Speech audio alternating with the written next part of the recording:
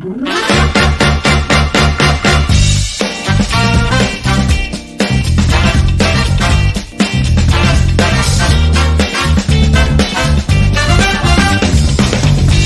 jeunesse de la République démocratique du Congo face à la nouvelle donne politique. Vous êtes en train d'observer aussi le paysage politique dans ce pays de Patrice Emery Lumumba avec l'Union sacrée. On voit les rangs grossir, on voit des gens quitter le Front commun pour le Congo de Joseph Kabila, aller grossir, entrer, suivre en grand nombre l'actuel chef de l'État, initiateur de l'Union sacrée pour la nation congolaise. Mais dans tout ça, la jeunesse est toujours fer de lance. La jeunesse est vue sur tous les fronts, par-ci par-là. Voilà, c'est sur cette matière que nous avons choisi d'échanger, d'approcher un jeune bien connu et qui n'est plus à présenter, le plus jeune ambassadeur universel de la paix de la RDC, Felimbenga Mukuna. Felimbenga Mukuna, il est aussi président du mouvement des jeunes pour la dignité et le développement, le MJDD, un mouvement qui fait parler de lui à travers le pays et même au niveau de l'Afrique australe. On l'a vu aller participer dans différentes assises de la jeunesse à travers le continent. Felimbenga Mukuna, d'abord votre appréhension par rapport à tout ce que nous voyons. Vous êtes aussi très visible dans la communication au niveau de la province du Lualaba. On voit que ça bouillonne aussi là-bas. Les jeunes qui se bousculent, qui ne portent pas de gants pour se tirer dessus. Je crois qu'on va aussi parler de ce bouillonnement de la situation politique au niveau de la province du Lualaba. Ok, Felimbenga Mukuna, votre appréhension. Bien, merci beaucoup. Merci d'abord pour cette invitation. Je crois que l'actualité de notre pays nous intéresse tous et surtout les jeunes parce que les jeunes sont eux-mêmes qui doivent prendre la relève d'aujourd'hui et pour demain. Donc les questions liées à l'actualité telles que vous l'avez dit il n'y a pas longtemps, certaines situations qui s'observent. C'est vrai, on peut émettre un jugement qui peut être bon pour certains et peut-être dévié pour d'autres. Je crois que cette jeunesse aguerrie est bien présente. Elle est en train de voir, elle est en train de réajuster ses tirs. Elle est en train de vouloir aussi donner son temps et elle est en train aussi de voir comment est-ce qu'elle va se valoriser par ce que nous on appelle des taking decisions, donc la prise de décision, parce que une personne normale, c'est celle qui sait prendre la décision sans regret ni moindre remords quand il faut. Vous avez parlé d'une mutation du FCC vers la pensée du chef de l'État. Je ne vois pas un péché. En tant que jeune, je ne vois pas un péché. Je sais que les pays, dès lors que le président Félix Antoine Tshisekedi a pris le pouvoir, c'était dans la conjugaison de ces deux familles, FCC Cash. Oui, à un moment là, il y a eu des désaccords, ils ne se sont pas accordés. Il fallait commencer quelque chose de nouveau qui pouvait lui permettre d'avoir ses objectifs tels qu'assignés, être réalisés. Parce qu'à la fin de son mandat, il est appelé donc à présenter son bilan. C'est sur base de ça que le peuple va les juger. Il s'est décidé donc de créer un nouveau vent, un vent qui apporte un espoir pour le peuple où il s'est décidé lui-même donc d'être ses défenseurs. Je ne vois pas un péché parce que chaque chef de l'État qui vient, il vient avec une vision. Le peuple reste le même. Tshisekedi Tshilombo Félix n'est pas le premier président, moins encore le dernier. Il y a eu passation civilisée de pouvoir entre lui et le président sortant que tous avons salué. Ça veut dire le courant qu'il apporte aujourd'hui, le peuple doit d'abord se retrouver. Et moi, je ne vois pas un problème. Ce n'est pas question de mutation. L'Union sacrée, ce n'est pas un parti politique, moins encore une plateforme. C'est juste une pensée. Et il faut appeler les uns et les autres à comprendre que l'Union sacrée, c'est une pensée. C'est comme l'évangile. On dit que ne tuez pas. On n'a pas besoin de mettre des gendarmes pour nous contrôler. La conscience professionnelle nous dit que non, non, tuer c'est mauvais. Donc l'union sacrée, c'est une pensée. On peut être dans un parti politique X, tout comme Y. On s'est dit que voilà, en commun, nous avons le peuple congolais. Et tous ensemble, nous devons fédérer nos forces pour sauvegarder le destin que nous avons en commun, qu'on appelle le bonheur du peuple congolais. Je ne vois pas un péché. Donc l'union sacrée pour la nation, pour moi, c'est quelque chose de bien, c'est une bonne pensée fédératrice où les uns et les autres doivent donner de leur contribution, leur partition. Mais le plus important, c'est la tête qui doit être transformée. C'est un changement nouveau, c'est un vent nouveau. Ce n'est pas un parti politique ou quoi que ce soit. Sinon, même certaines grandes figures n'allaient pas donner leur adhésion à cette pensée. Quand je vois toutes ces grandes figures que vous connaissez dans notre pays aller soutenir cette pensée, c'est parce qu'ils se disent en commun, nous avons le peuple. Si demain je devenais président, il ne faudrait pas que je trouve un peuple malade. Il ne faudrait pas que je trouve un peuple où l'éducation n'est pas vraiment à un stade qu'il faut. Il faut que je trouve le peuple dans un stade bien, un peuple en bonne santé et dont le social respire les belles heures de développement. Voilà pourquoi vous voyez toutes ces grandes figures, grands leaders, et aller donc embrasser ces vents-là de l'union sacrée. Parce que nous n'avons qu'un seul peuple. Et moi je me dis que l'union sacrée c'est une bonne pensée où il n'y a pas de prise d'otage. La pensée de liberté d'opinion, vous êtes libre. Mais le plus important, c'est votre conscience professionnelle qui doit chaque fois vous reprocher. Est-ce que ce que je fais, le peuple se retrouve ou pas? Il n'y a pas de garde-fous, il n'y a pas de police ou de gendarmes qui vont veiller sur nous. Tout le monde qui a décidé donc de rejoindre donc la pensée du chef de l'État. Nous restons dans nos familles politiques, dans nos regroupements et ainsi de suite.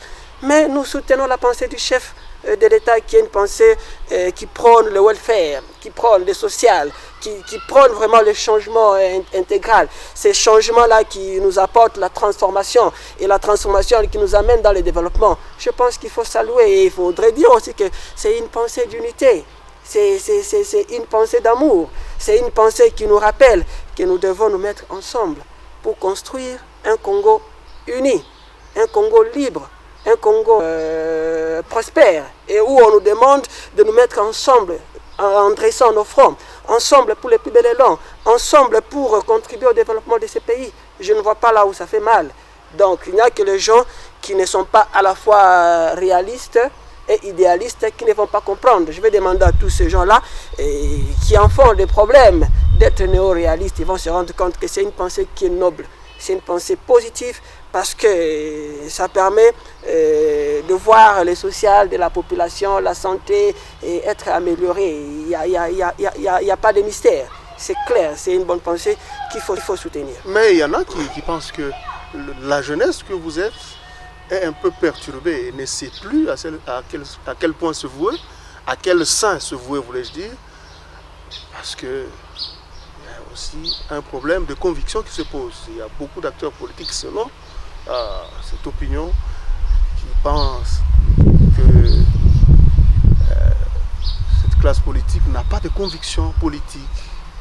Donc on se laisse emporter par n'importe quel vent, sans savoir où aller, sans savoir où on vous mène, et on y va comme ça. Non, là il faut encore corriger quelque chose. Il n'y a que des feuilles mortes qui seront emportées, mais des feuilles vertes avec beaucoup de sève. Ils vont résister, parce que le plus important, je vous ai dit, c'est la pensée. Il n'y a pas de débauchage comme on l'entend. Il n'y a pas toutes ces histoires-là. Quelqu'un qui est libre, quelqu'un qui est leader, il doit savoir prendre la décision. Je vous dis que la décision fait partie de ce qu'on appelle les compétences de vie courante.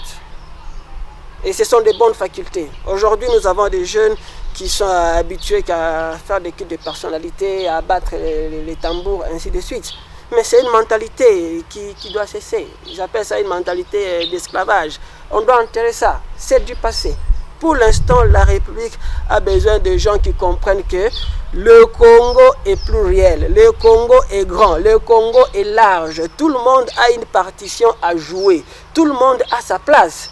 Qui vous a dit que le président Félix Tshisekedi Tshilombo est le dernier président? Avant qu'il naquisse, lui-même ne savait pas qu'il serait président. Ça veut dire que tous ces jeunes-là doivent comprendre que le Congo, c'est une affaire de nous tous. On n'a pas besoin d'entrer dans un vent qu'on connaît d'où il vient et où il part. On a besoin d'être stable et de suivre que ce qui est de commun. Je viens de vous le dire ici. On se rend compte qu'il y a aussi des divergences autour de cette pensée. Si c'était un parti politique, mais moi, Félix Benga, je n'allais pas donner mon adhésion. Parce que vous avez déjà adhéré aussi? Oui, mais je soutiens, j'adhère cette pensée. Je l'ai bien dit, c'est sans regret et ni moindre remords. C'est une pensée positive. D'autant plus que je suis d'abord un député national, ne siégeant pas. Je savais pourquoi j'étais en fait. Ouais, je dis bien ne siégeant pas.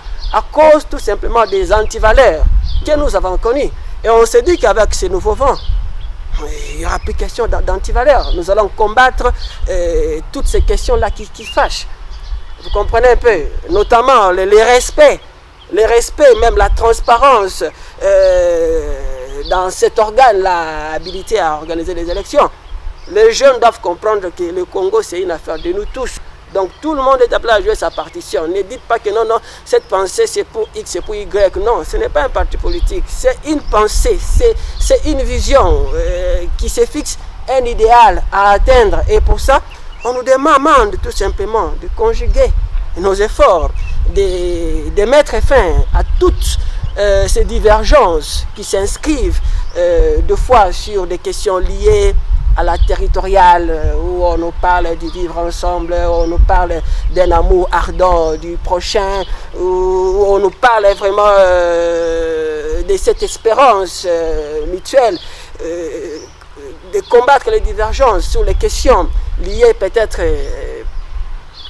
au portefeuille de l'État, des divergences liées même à l'organisation des élections, des divergences liées même à l'instauration de ce qu'on appelle l'état de droit. Voilà ce que nous devons faire aujourd'hui, c'est mettre fin à toutes ces divergences et comprendre la pensée. Une fois que vous comprenez la pensée, vous allez vous rendre compte que non, tout celui qui aspire à diriger ces pays ici ne voudra que voir le peuple être en bonne santé, le peuple être dans un bon social où le panier de la ménagère est en train de respirer. Je crois que les jeunes aguerris, les jeunes qui peuvent dire non à la prise d'otage, ne pourront que soutenir cette pensée ouverte, cette pensée de liberté. Et cette pensée où seuls nous sommes gendarmes de nous-mêmes, où seule notre conscience constitue notre police. Allez-y comprendre. Que dire de ceux qui pensent que c'est une... Donc le pays est en train de reculer, le pays est en train de revenir à la pensée unique, tant décrié à l'époque du maréchal Mobutu, le MPR. Non, ça c'est faux et même mauvais. Ce n'est pas encore le temps d'émettre un jugement. Cette pensée vient de commencer, vient de prendre son décollage. Il n'y a même pas 6 mois. Comment vous allez juger que voilà, on nous renvoie dans un sens unique? Non, ça c'est l'esprit des faibles. Il n'y a que les faibles qui peuvent penser comme ça. Mais les gens qui savent voir derrière les murs comprennent que c'est une pensée avec beaucoup d'ouverture, une pensée où il y a le pluralisme dans le sens où chacun doit émettre son avis et son jugement. Il est libre de parler, mais tout en respectant ce que la loi nous recommande, à ne pas parjurer, à ne pas donc troubler l'ordre public, en restant vraiment dans ce que veut l'institution. Je crois que personne ne sera inquiété. Donc ce n'est pas l'heure de dire que voilà, on nous amène dans une pensée unique, un sens unique. Non, ce n'est pas ça.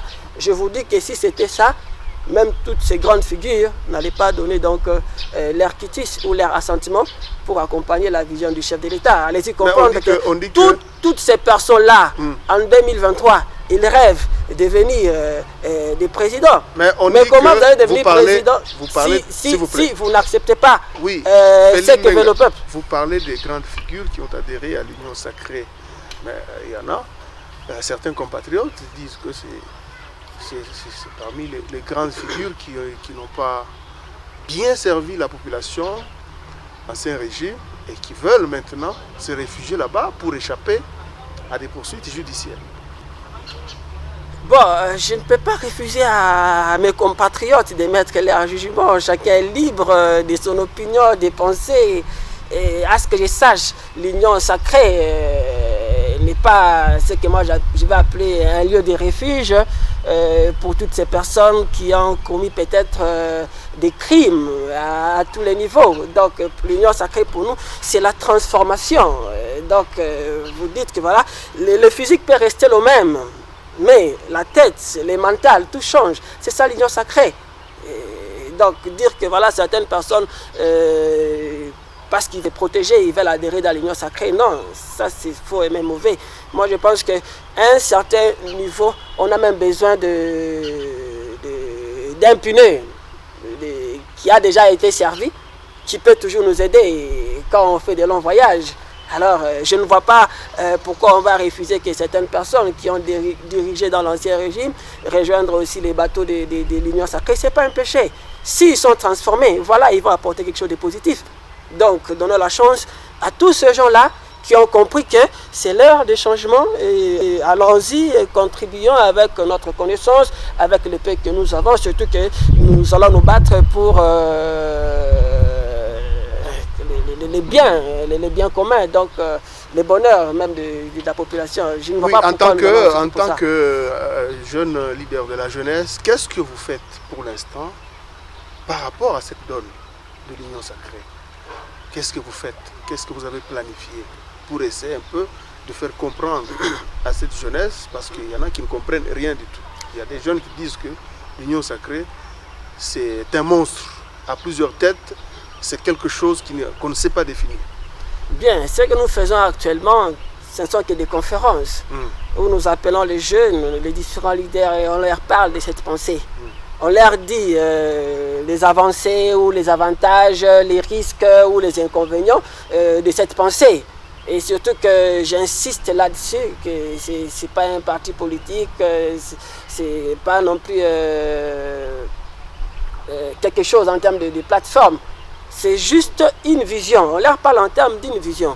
Allez-y comprendre que moi, je suis de la nouvelle citoyenneté. La nouvelle citoyenneté qui nous demande le changement intégral, qui est même un processus. Or, quand vous suivez bien la pensée du chef de l'État, c'est une pensée transformationnelle. Vous comprenez un peu? Donc, dans l'Union sacrée, je peux dire que c'est quelque chose qui vient encore de renforcer la nouvelle citoyenneté, qui voudrait bien les mains propres, qui voudrait bien l'amour de la patrie, qui voudrait bien le sens aigu des responsabilités, qui voudrait bien la solidarité, qui voudrait bien la discipline même, et qui voudrait bien les vivre ensemble. Donc c'est ça même la pensée de l'Union sacrée. Quand on nous demande de construire un Congo uni, c'est quoi? Un Congo fort, un Congo prospère, un Congo libre. Donc c'est une pensée qui est plausible, une pensée qui est bonne. C'est tout ce que nous donnons à la jeunesse, et on leur demande d'être libres, de quitter la prise d'otage. Aujourd'hui, beaucoup de jeunes ne se retrouvent pas parce qu'ils sont pris en otage dans leur parti politique. Il y a beaucoup de mensonges, on leur dit attention, ne faites pas ça, ne faites pas ça, alors que la vérité est claire, 1 plus 1 égale 2. Il n'y a pas de calcul de probabilité, c'est clair. Est-ce qu'il faut en souffrir pour... Si vous parlez de prise en otage, nous regardons que vous pensez que cela peut changer ce qu'on a vu dans l'ancien temps, par exemple, où les jeunes étaient juste utilisés comme des marchepieds, des gens pour aller troubler l'ordre public, pour satisfaire les ambitions de certains leaders. Vous pensez que cela peut changer par un coup de baguette magique comme oui, vous le prétendez? Je sais que ce n'est pas facile, surtout avec la situation économique. Il y a beaucoup de jeunes qui sont en quête de l'emploi. Allez-y comprendre que par manque d'emploi, il y a beaucoup qui vont se réfugier dans des partis politiques, dans des mouvements insurrectionnels, justement pour trouver quelque chose à mettre sous la dent. Mais attention, il y a chaque chose à son temps. Quand ces jeunes-là vont comprendre, ils vont faire ce qu'on appelle la reprise des consciences.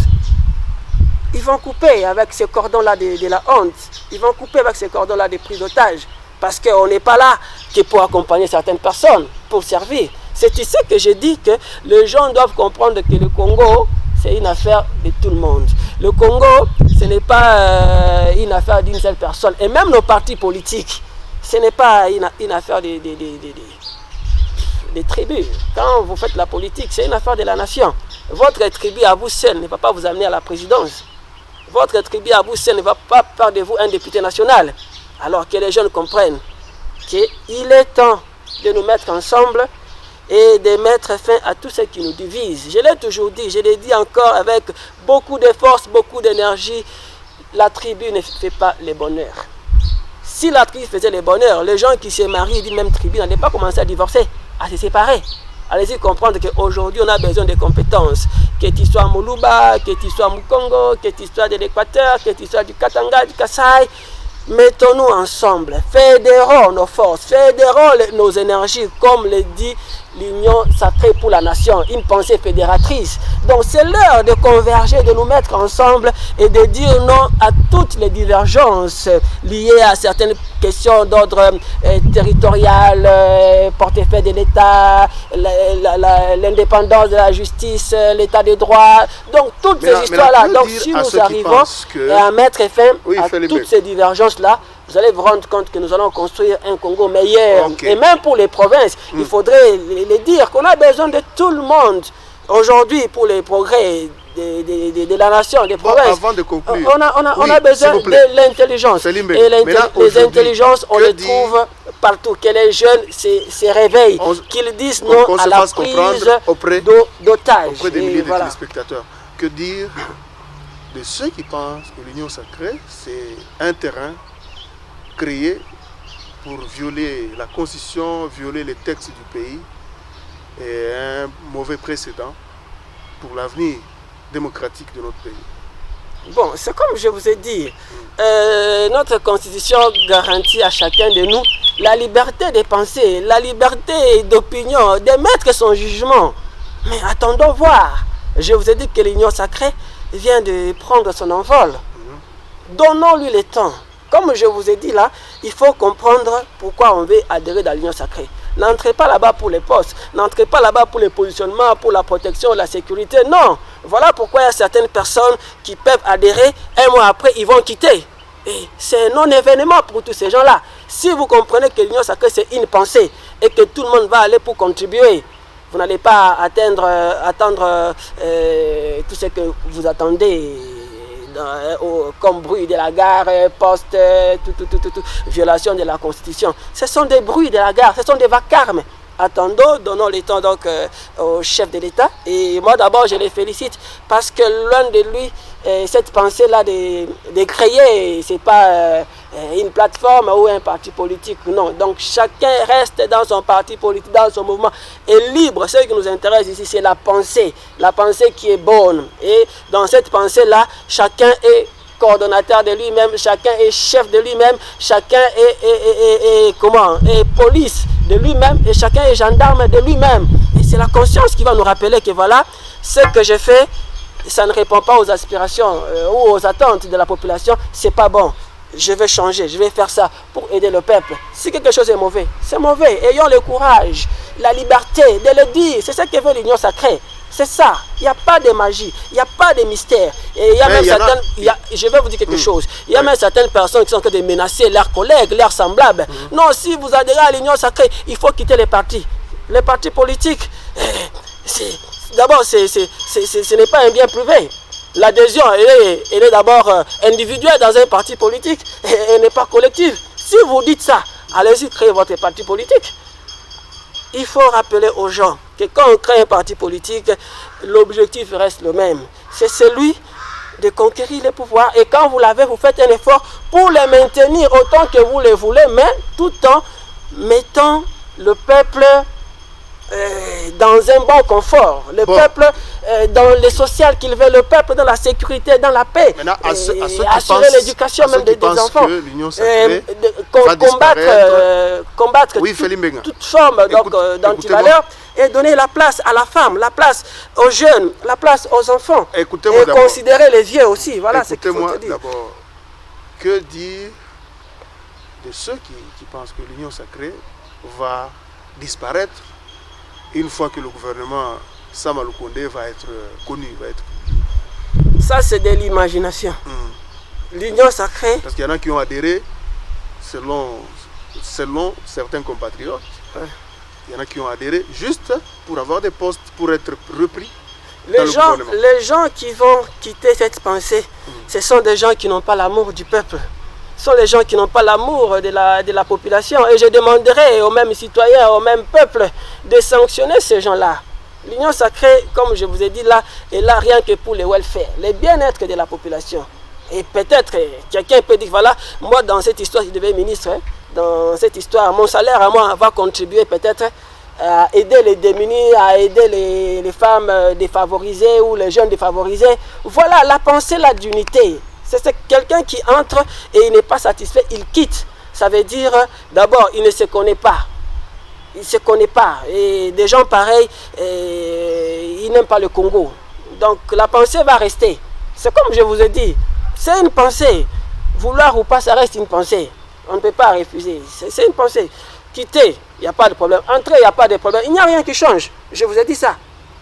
Il n'y a que vous-même qui allez vous rendre compte que voilà, j'ai changé. Ma conscience est transformée. Il n'y a que vous-même. Qu'est-ce que vous pouvez dire au chef de l'État qui nous suit en ce moment pour que la jeunesse trouve réellement son compte dans ce nouveau processus, dans ce vent nouveau qu'il vient de créer, le vent de l'Union sacrée? Ouais, je vais dire au chef de l'État... Vous le regardez.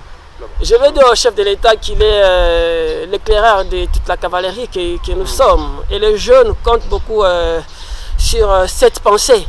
Et pour cette pensée, je vais lui dire que le Congo est très grand, il est très vaste. Les intelligences, il y en a partout au Congo. Il y a lieu de faire tourner ces paniers pour dénicher toutes ces intelligences qui pourront l'aider pour les phases à venir. C'est vrai qu'aujourd'hui, nous sommes en train tous d'attendre la constitution du gouvernement qui va sortir d'ici là. Certes, on voudrait bien voir des jeunes, mais pas des jeunes physiques, des jeunes transformés dans la tête, des jeunes qui vont comprendre sa vision. Donc il donne la chance, la possibilité à tous ces jeunes qui sont dans les provinces, qui ne sont pas à Kinshasa, de pouvoir conjuguer avec lui, si pas pour le gouvernement, mais pour les entreprises publiques de l'État. Il y a des jeunes qui sont forts, qui sont capables de l'aider à transformer ces pays et de l'aider à avoir son plan à réussir et à être capable de défendre son bilan en 2023, lequel bilan pourra l'aider à briguer un second mandat. Donc il doit compter avec la jeunesse éveillée, la jeunesse capable de construire ces pays, la jeunesse capable de transformer ces pays et la jeunesse qui montre cette énergie fédératrice qui converge vers sa pensée, qui est cette pensée d'unité, cette pensée d'amour du prochain et cette pensée pour le welfare, pour l'instauration d'un état de droit. Merci Félix Mbenga, merci d'avoir accepté notre invitation. Je rappelle, chers téléspectateurs, il est le plus jeune ambassadeur universel de la paix de la RDC. Il est aussi président du mouvement des jeunes pour la dignité et le développement, le MJDD. Je crois que vous avez plus ou moins été édifié. Voilà, nous sommes Télé 50. Vous voulez aussi participer, contribuer à la construction démocratique de notre pays. Vous pouvez nous contacter à tout moment pour que nous puissions échanger. C'est de cette manière que nous pouvons vraiment veiller, travailler pour la stabilité de ce pays. Vous savez que le fer de lance de ce pays, c'est la jeunesse. Si la jeunesse n'est pas conscientisée, si la jeunesse n'aimait pas l'intérêt de la nation, l'intérêt supérieur de ce pays, en avant-plan, je pense que nous allons encore sombrer, nous allons encore revivre les dégâts, revivre les troubles de l'aube de l'indépendance. Nous avons besoin de la stabilité. D'abord, le Congo doit être au-devant de tout, l'intérêt supérieur de la nation doit être au-devant de toute autre considération. Merci de nous avoir suivis, nous sommes Télé 50. Je vous fixe rendez-vous prochainement. Au revoir.